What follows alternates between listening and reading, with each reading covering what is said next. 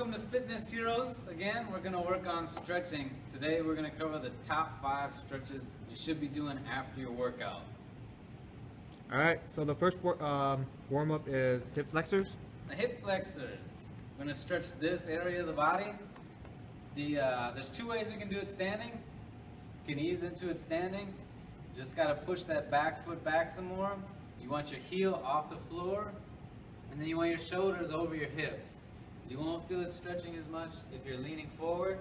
You got to bring it back, and then you also don't want to extend at the spine a lot. You want to focus on flexing, or at least keeping a neutral spine. Then you really feel it stretch right here. The other way to stretch that hip flexor is by going down into a plank position. One foot out to the side, the other one straight back.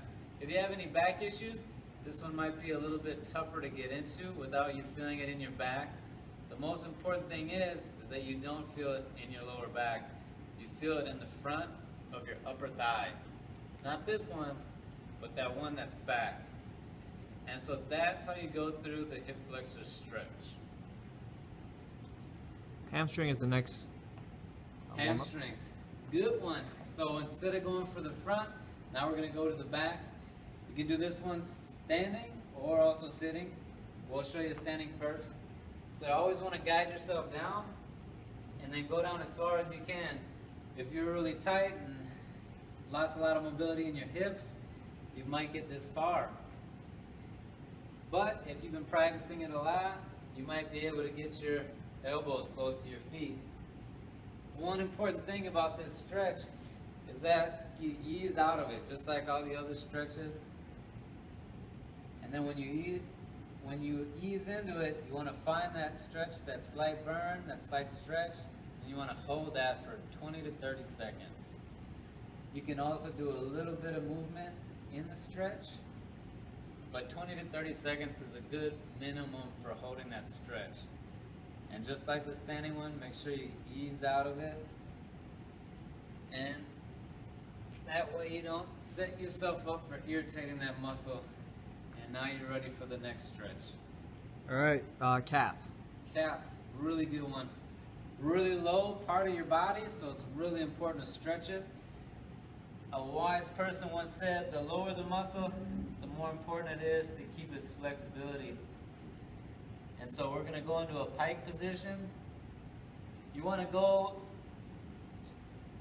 how you find your distance is based on if your heel can get to 1 inch above the floor. So if my heel is this far away from my hands, it's too far. It's not going to stretch out the calf that well. Same thing as if it's right here. It's just on the other side of the spectrum. It's too close. It's going to stretch the hamstring instead. So what you want to do is keep sliding it back to where that heel comes off the floor just a little bit, and that's the spot, that's the sweet spot. That's where you're going to feel your calf stretch the most. Just like any other stretch, you want to ease into it, hold it for about 30 seconds, then ease out of it. Make sure you get that other side just for the same amount of time, otherwise you'll start getting lopsided. Alright, shoulders. Shoulders, great. So the only upper body stretch we're going to do, and out of the 5, we only got 1. So it kind of shows you how important this one is. This one, we're going to grab the elbow, pull it over. If you got a wall, you can bring those hands back on a wall. But if you don't, there's just a bunch of mirrors around you. You can do about the same thing by just pulling that elbow back. There's smaller muscles up there, so you don't want to pull it as hard. You don't want to stretch it as hard as the legs. That's real important for like neck, shoulder, any kind of like elbow or smaller area, smaller joint. You want to stretch it just a little bit lighter because that muscle doesn't have as much room to give as big leg, hip, and knee areas. And the last one we're going to do is the butterfly.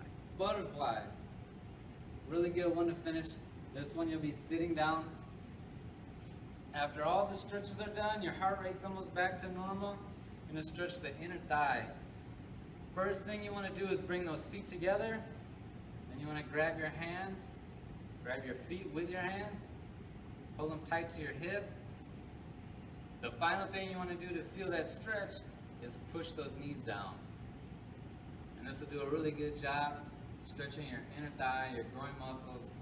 Hopefully it'll help you prevent pulling your groin, since it's not something you want to experience. And after you ease out of this stretch, now you're ready to go eat some protein after that hard workout you just did. Thanks for watching. See you next time.